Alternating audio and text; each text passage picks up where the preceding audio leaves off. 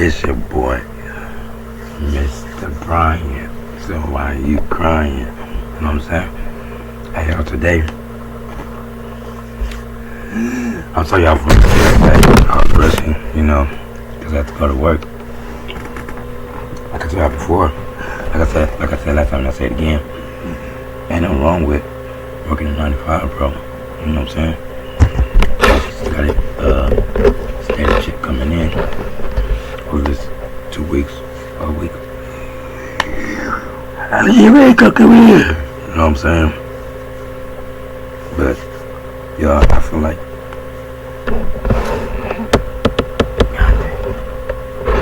hold on, man, I'll be right back. God dang it. I gotta get my food, y'all. Watch, wait.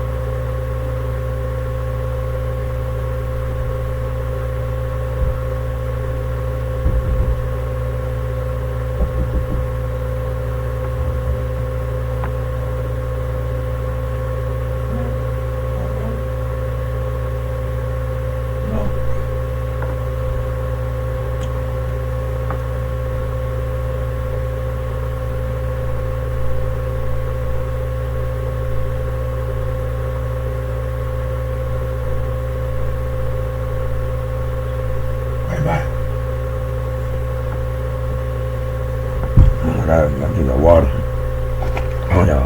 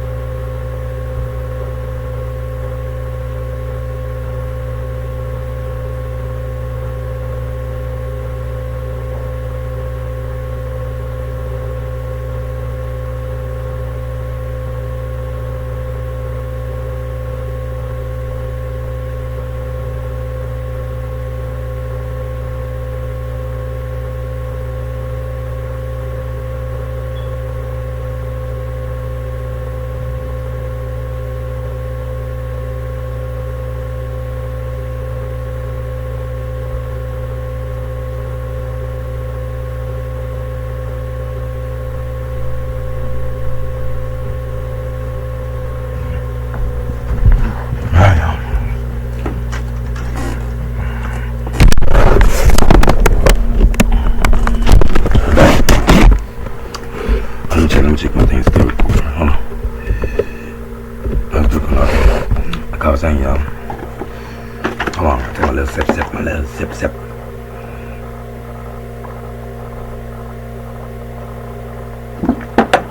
Okay. I'm serious. Okay. Like I was saying, y'all. Ain't no one working no 95 job, y'all. Like I said, at least you have steady income. Oh, I'm gonna do this right next. We're gonna do this next. Oh, that looks so good. Okay. Yeah, like I said, you have steady income. I feel like doing like a side hustle. It's good, but if that's your only income, I don't think that's good, especially if you have children. what I'm saying? I feel like you should have a job and just build yourself, you know what I'm saying? But we're gonna get to that later on. But today we have 3 terrifying, true, scary stories. For those of y'all who are scared of stories like this, buckle up. I don't care. We're watching it. Let's get it. Run good, run good.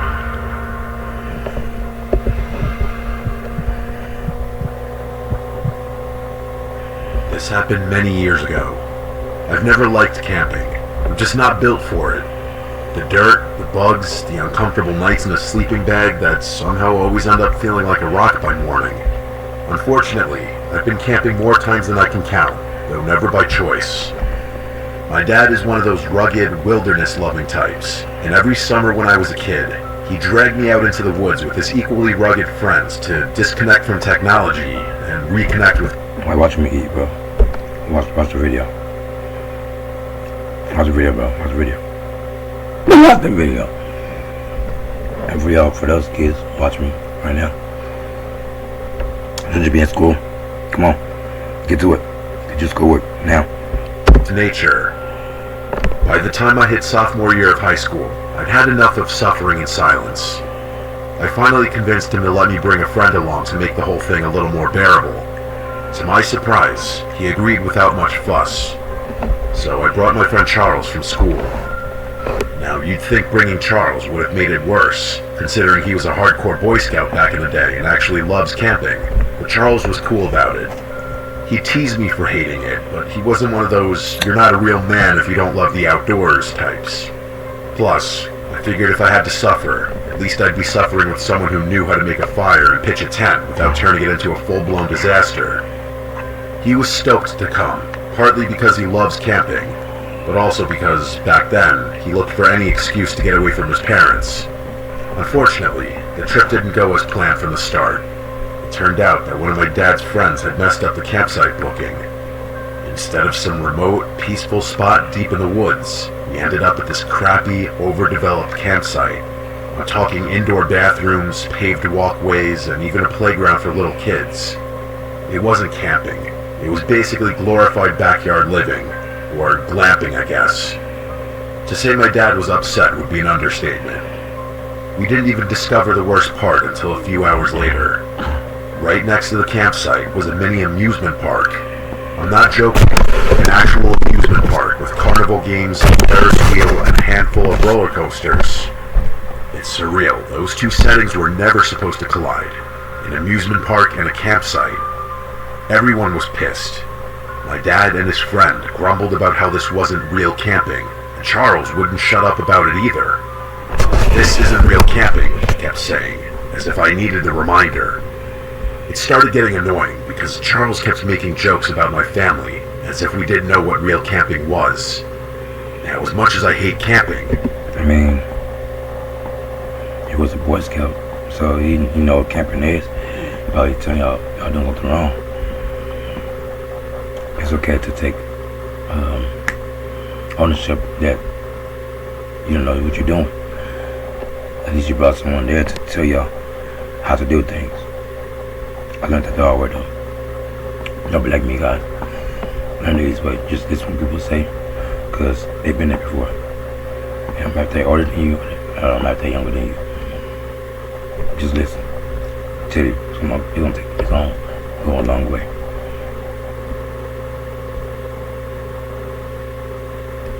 I know what it's supposed to look like, so I was getting annoyed that Charles was suggesting otherwise. I told him to knock it off, and he did. The whole situation sucked. We had driven hours out to the site. It wasn't like we could just turn around and leave. So with no better option, we made the best of it. The grown-ups sulked for a bit, but eventually got to work setting up the camp. And Charles, of course, stepped up like it was time to shine. Within minutes, we had our tent up, all the knots tied perfectly, the rainfly secure, the whole thing staked and taut like it came out of a manual. Even my dad, who never really gave compliments unless someone was bleeding or unconscious, nodded in approval, which got under my skin a bit. Charles and I were sharing a tent, and once everything was set up and dinner was done, we slipped away. Alright. I feel like you gotta watch Charles. Something about Charles. I don't know Charles. You acting suspicious. Charles. Alright, Charles. Alright. For a bit, under the excuse of organizing our stuff. The truth was, Charles had brought a little metal pipe and some weed in an old Altoids tin. Nothing crazy, just enough to take the edge off. I should mention that Charles and I were in that delinquent phase of life, where we liked causing trouble and hanging around in places we didn't belong. I don't smoke weed anymore, and part of me will always wonder if the only reason I ever did was because I was trying to stick out and defy the norm. Anyway, the two of us snuck into the woods and smoked, chuckling to ourselves the entire time.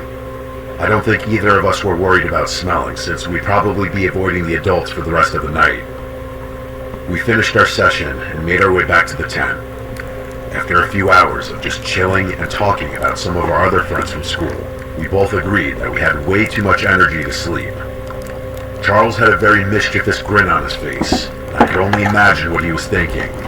He suggested we go explore the campsite, and I was skeptical. That is, until I realized he meant explore the amusement park, which instantly piqued my interest. He said it would probably be a piece of cake getting to the top of one of those roller coasters. Climbing stuff was something we loved doing back then, and the thought of climbing a roller coaster was exhilarating. So after we were sure everyone was asleep, we made our move. It was really late by then, well after midnight.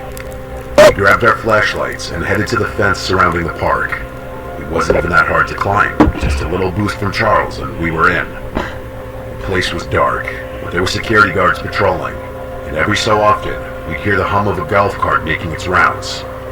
It felt like we were in some kind of stealth video game, sneaking around and trying not to get caught. We progressed through the park slowly, ducking behind buildings and keeping an eye on the patrol. At one point, we had to sprint across an open stretch of road to avoid a guard. It was actually really thrilling, but also scary as hell. It's a hard feeling to describe. Everything seemed like a game. I'll cover them. Y'all getting scared? You didn't call your mommy and daddy? You okay over there? Hey, you. You okay? What you scared for? You gonna be able to sleep at night? Too bad. Hey, none! There's none! But both of us knew the consequences would be harsh if we were caught. We finally made it to the base of the roller coaster, and from up close, it looked way bigger than it had from the campsite. We spotted the maintenance stairs running up alongside the main ascent and didn't hesitate. The metal rungs clang softly under our feet as we climbed, one step at a time, trying not to make too much noise. There were no railings for part of the stretch, which was actually kind of terrifying. We finally reached the top, and the view was unreal. We could see the entire park below us. What? Hello? What you about down? We took a single photo up there, as you can see here. Okay. I wish we had taken more pictures, but we were being extremely cautious to not draw attention to ourselves, as we wouldn't be able to get away in time if someone spotted us from below. Eventually, we figured we'd pushed our luck long enough and decided to head back. After making it to the bottom, we started creeping through the park back the way we had come. For whatever reason, the return route was much quicker than the initial one. Maybe the patrol wasn't as intense or something at that hour. I really couldn't tell you. We were maybe 5 minutes from the spot we'd hopped the fence when we had to stop. One of the guards was making a round in the golf cart, so we had to quickly duck behind a snack shack and wait for them to pass. That's when I noticed something move in the dark. At first I thought maybe I imagined it, or maybe it was a shadow from the golf cart's headlight, or something weird. But then Charles tapped my arm and pointed in the same direction. I focused my gaze a bit more, and confirmed it. About 30 feet away, just barely visible in the darkness between two buildings, was another person. They were crouching down, just like us, like they were also sneaking around and trying to avoid the guards. He didn't look like a kid, though. The worst part about it was that I was fairly confident they were looking directly at us. At this point, we were actually kind of scared. Between the patrolling guards and now this, The situation was getting a little overwhelming. As much as we wanted to, we still couldn't move. The guards still hadn't passed yet. I kept my eyes glued to the figure, and they actually started moving. They darted across a patch of open ground and right through the little spill of light coming from a nearby street lamp. For a split second, I saw him clearly. He was a man, like I suspected. He was wearing tattered clothing and had this really awkward stride, like he was injured or disfigured. For all the ladies are looking at me, don't go outside by yourself in the middle of the night. Especially especially if you don't watch your surroundings. So you know, don't do it. Everyone goes somewhere in the middle of the night. Make sure you have someone that you trust to walk with you, just in case something goes down. And always have some type of weapon, just in case something goes down. You can be able to defend yourself. Okay? Alright. Listen to me. I've seen it happen. Just do what I say. And trust me, you'll be alright. But none of that was as unsettling as the dark liquid smeared across his face. It looked like blood. Charles saw it too, and the two of us exchanged a really terrified look.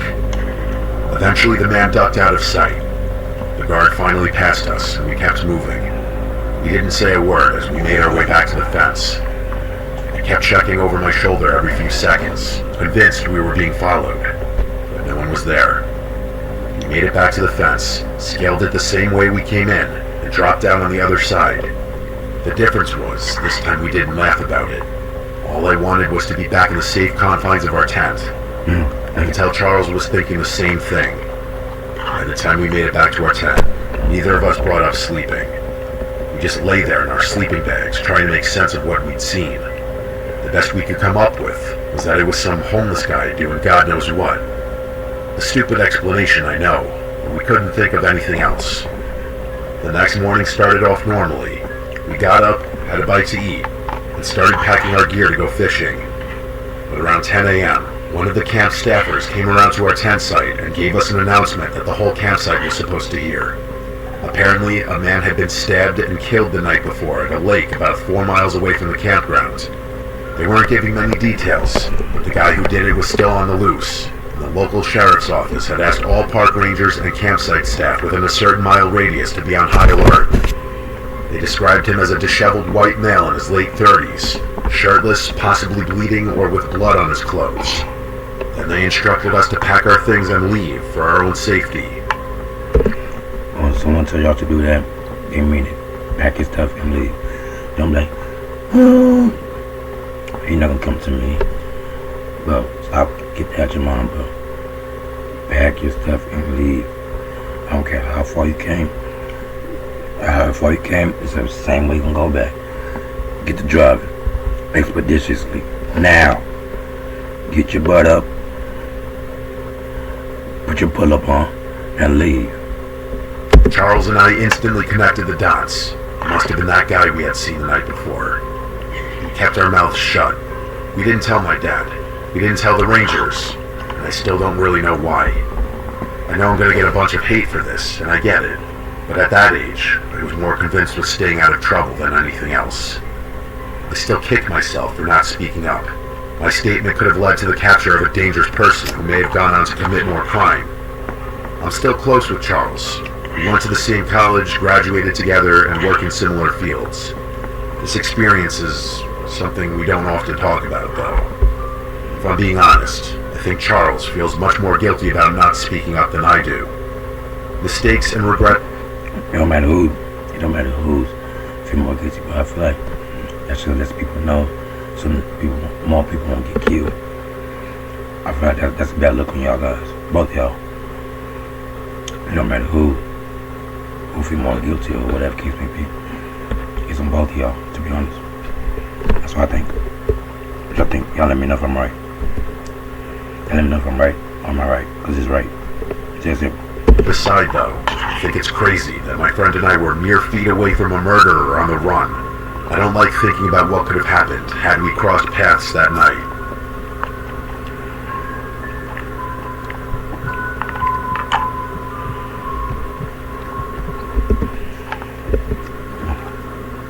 This happened back in October of 2016, right when that weird clown hysteria was all over the news. People were posting creepy clown sightings across the country. Well, I remember this, bro. I remember this. Bro,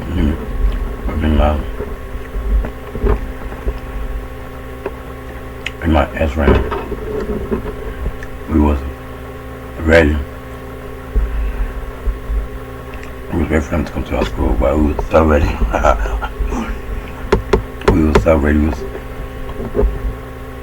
was giving class and everything.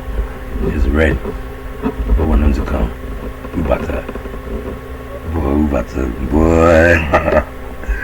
we was so ready. We was standing outside the gate. We ready for them. Hey Drew, man, if you ever see this video, man, remember the time we was waiting for the people to come to our school. We about to fire them up. I remember. Good old days. Most of them were obviously hoaxes or people just trying to get attention. But as you know, there were a couple true cases that were downright terrifying. What happened to me was one of them. I was 16, a junior in high school. I had just finished 7th period, and after saying goodbye to all my friends, I hopped on the 6 train heading uptown. The train was mostly empty, which was kind of unusual but not unheard of. I wasn't being very attentive to my surroundings. I had my headphones in, and I was blasting music. Drake, probably. To make matters worse, I was reviewing chem flashcards on my phone, so I was about as unaware as humanly possible. Never a good idea when traveling alone, but I knew the area well. Can I say that? I feel like if you going somewhere by yourself, I feel like you should be on your phone and be alert to all the time, because you never know things can happen. Things can happen just like this, just like that. So you on your phone, or you got some music so loud. You ain't gonna ever know what happened until it happens to you. And by then you're already too late, because you ain't react quick enough. So I feel like if you by yourself, traveling by yourself, just be alert at all times, all 10. Be on all 10 and be on alert. That's the best way I can put it. Well enough to know I'd probably be fine. I was planning to get off at 96, then walk home from there. Nothing unusual, just a regular Wednesday. But things went downhill really fast. We arrived at 96, and I jumped out of my seat instinctively, barely even looking up to make sure it was the right station. That train ride was something I had done so many times that the routine had become second nature. Getting on and off was like a reflex. With my head still buried in my phone, and my music still blasting in my ears, I made my way over to the doors. But as soon as they slid open, I realized out of the edge of my vision that something was obstructing my path. I looked up and realized some guy had stepped directly into the doorway. Only it wasn't a normal person. It was a clown. He was wearing the full getup. Oversized rainbow pants, a baggy yellow shirt with red suspenders, giant red shoes, and this exaggerated white makeup smeared across his face. Well, man, I don't like how I was ready for this to happen in my school, boy. We was ready. We had all type of stuff on us, but we was ready. We was ready for y'all back in high school. Red nose, blue eyebrows, the whole cartoon nightmare. The only thing missing was the wig. I was literally frozen in shock at the sight of him. Not only was I caught completely off guard, but until then, I had never been in such close proximity to something so bizarre. He didn't say anything, he just stood there, not trying to get on the train, but clearly preventing me from getting off. I snapped out of my haze and realized I had a good 5 seconds before the doors would close, so I had to do something. I tried to brush past him, but the literal moment I made contact with him, he leaned down in one fluid motion like he was trying to make sure we were face to face. Before he could grab or restrain me, I sprinted past him, and that's when he lurched forward in an attempt to tackle me. I dodged him and continued running, and he started chasing me. It was terrifying. There was no one else around, and I was being chased by a killer clown. The 96th Street station is relatively quiet in the early afternoon, so I was essentially on my own. I shot a glance behind me and saw him pursuing me, only his stride wasn't normal. He was running with this jerky motion like his limbs were disproportionate, but I was much more focused on what was now in his hand. It was what looked like a kitchen knife. I didn't know where he had been hiding it or what his intentions were, but I didn't care. I ran up the stairs and out of the station, and immediately reported the situation to the police. He didn't follow me onto the street, but I was still pretty shaken up. The police sent someone down to the station, but he was gone by then. Even after talking to the police and being reassured that I was safe, I couldn't get the irrational thought out of my head that he somehow knew where I lived and was going to track me down later. But that obviously didn't happen. In fact, nothing else ever happened at all. I wouldn't be surprised if my story ended up on the news as one of the many strange clown encounters of 2016, although I can't say for sure. It took me a few weeks to fully get over this experience. I remember them days, man. It was ready, tell you. This isn't your typical scary story, but I promise it's worth a listen. I was 2 years out of undergrad when the whole thing started. While I was technically getting an online graduate certificate at the same school I had obtained my bachelor's at, I still had a ton of free time on my hands.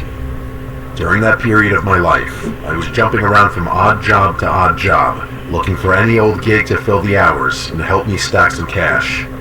Let's just say Indeed was my best friend at the time. I honestly found 90% of my leads from that one website alone. I was getting tired of door dashing around the same 6 neighborhoods for minimum wage, so I decided a change of pace was in order. As I was browsing Indeed later that night, I ain't gonna lie, y'all. I feel like this. Indeed, it's good for some jobs, but I feel like some of them be fake. So you gotta be careful on applying. I feel like if you want to apply for a job, it's better if you go on that place website and apply through there. So Indeed, that's how I feel. I stumbled upon something intriguing. It was a private lifeguarding job at a hotel a few towns over. I know that doesn't sound that abnormal by itself, but there were a couple of strange details in that listing that gave me pause. First of all, the hours were backward, like they weren't normal pool hours. You'd expect a typical hotel pool to open sometime in the morning and close sometime in the evening, with maybe a few hours of downtime in the middle of the day, right? Well, this was the opposite, damn near exactly. They wanted someone to operate and supervise a swimming pool from 5 p.m. to 1 a.m. during the week. It was basically a night shift for a pool. That wasn't the strangest thing, though. The requirements explicitly requested an individual who didn't speak Spanish. Let me repeat that. They specifically wanted someone who didn't speak Spanish. Here was the problem. I've been speaking Spanish since I was a little kid. I'm literally half Mexican. The town the hotel was based in was predominantly populated by Spanish-speaking Americans too, so that requirement didn't make much sense to me. In fact, nothing about the listing made sense to me. I remember being beyond perplexed when combing through it. There was one thing I was feeling pretty good about though, $30 an hour, which would probably be something like $50 in today's inflation-adjusted economy. I don't really know if that's true, but the point is, $30 an hour back then was like stubbing your toe on a gold bar. Safe to say, I disregarded all the other nonsense and decided to focus my attention on the compensation. I decided that I'd just pretend not to know Spanish. What were they going to do? The gig must have been either brand new or in really low demand, because I heard back and was actually invited to interview within a few hours. Fast forward to the first day, I pull up to the hotel, and everything looks exactly how you'd expect. This pudgy Mexican-looking dude comes out to greet me, and the two of us exchange information and have a laugh. He was actually really friendly and pretty funny too, and his amiable demeanor put me at ease a little. But but as we were walking into the complex, this other taller guy turned a corner and started staring me down. I could tell right away that I was being profiled, and I started... You gotta watch him.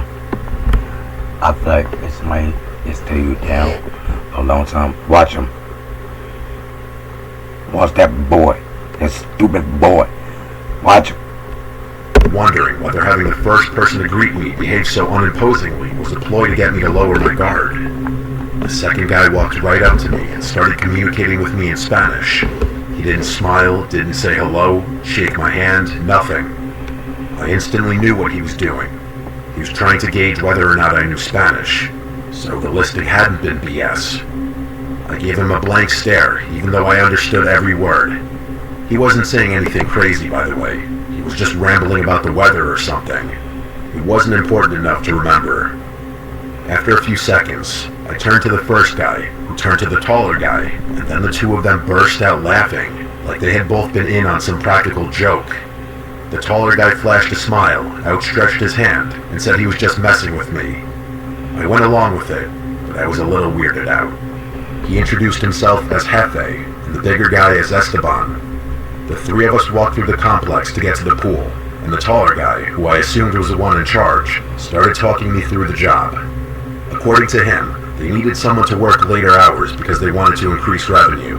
They were going to start charging non-guests just to use the pool. I didn't even know if that was legal, but I wasn't about to start complaining. I was told they wanted someone who didn't speak Spanish because it would prevent rowdy outsiders from trying to harass me, which I didn't fully understand, but went along with it anyway. My responsibilities were as follows. Lifeguard, obviously, collect money from non-guests trying to enter the pool, and call Jefe if there was any sort of problem. And there was one more thing.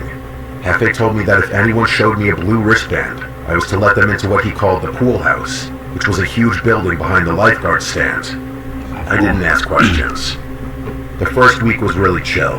The first few weeks, actually. A lot more people used the pool than I was expecting, so I had my work cut out for me. I collected money from outsiders and kept an eye out. No one showed me a wristband. The first time someone did show me a wristband was about a month in.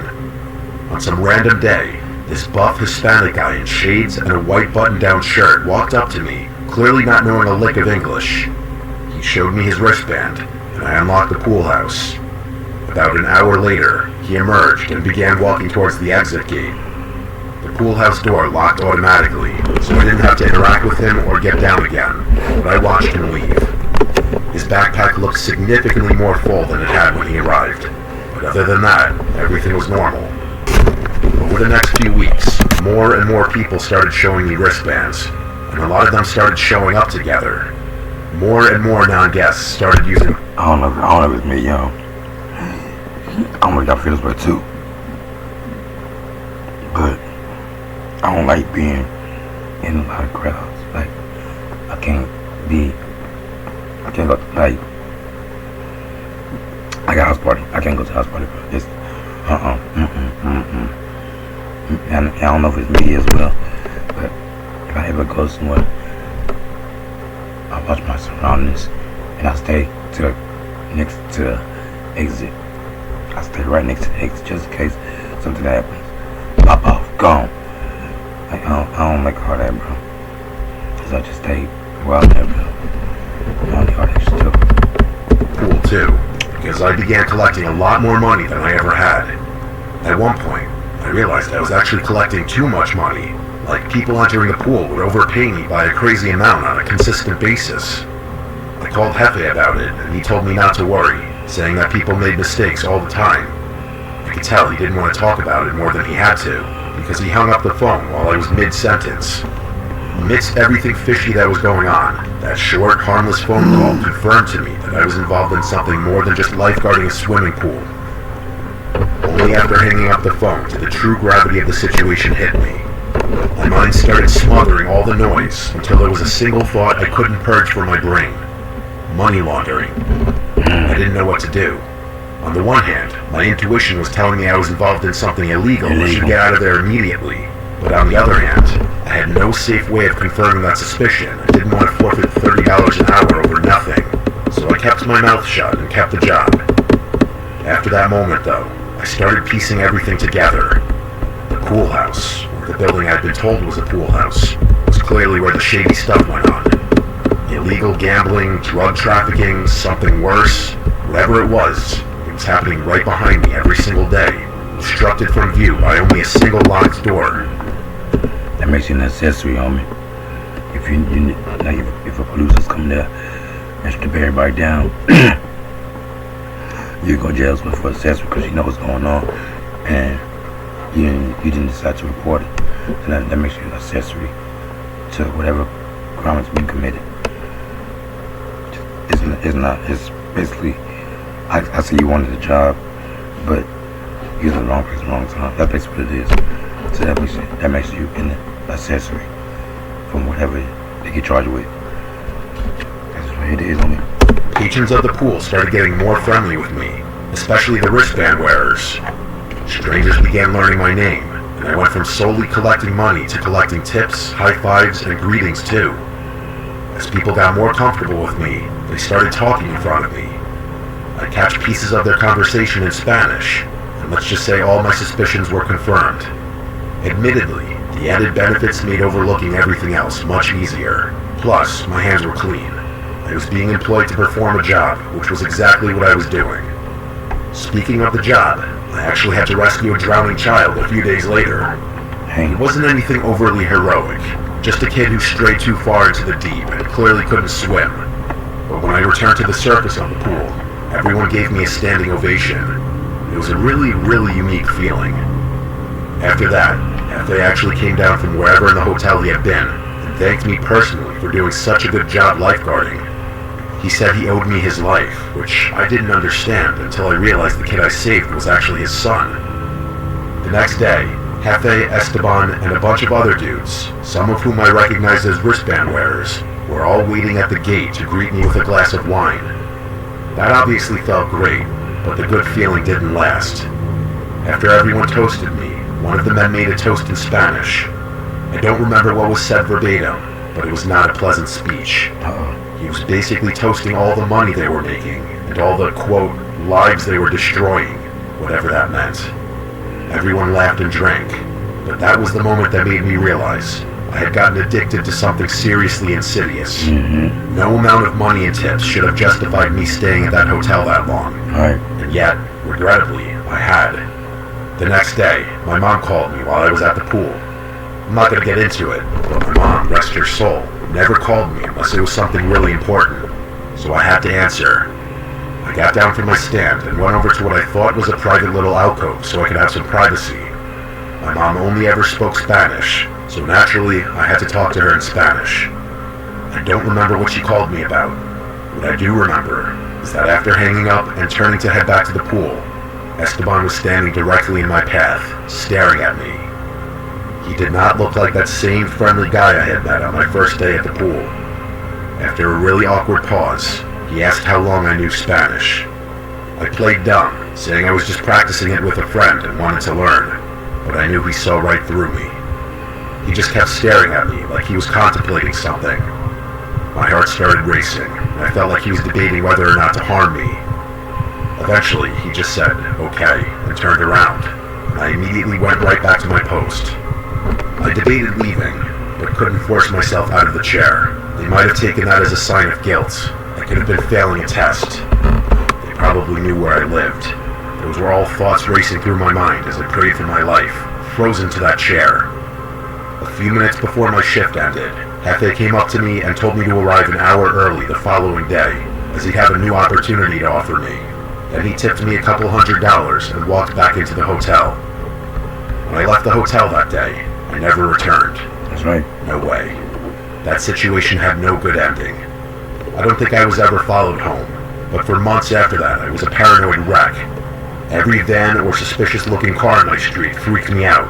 There were nights where I just stayed awake for hours, thinking about the situation. Even after all these years, there are things about it I don't understand. They were obviously moving drugs, I get that. But why they'd even need me at all was something I never understood. My best guess was that they just needed someone on payroll who could act like a clueless employee if the cops ever stopped by.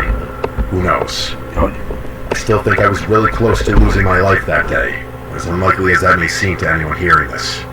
But I'm telling you, the way Esteban was glaring at me, there was one thing on his mind, and one thing only. Alright, y'all. That's the end of the video, man. Watch the ones that's close to you, bro. Tell me. And that's the end of the video, man. It's my Brian. Alright, Brian, I'm gone.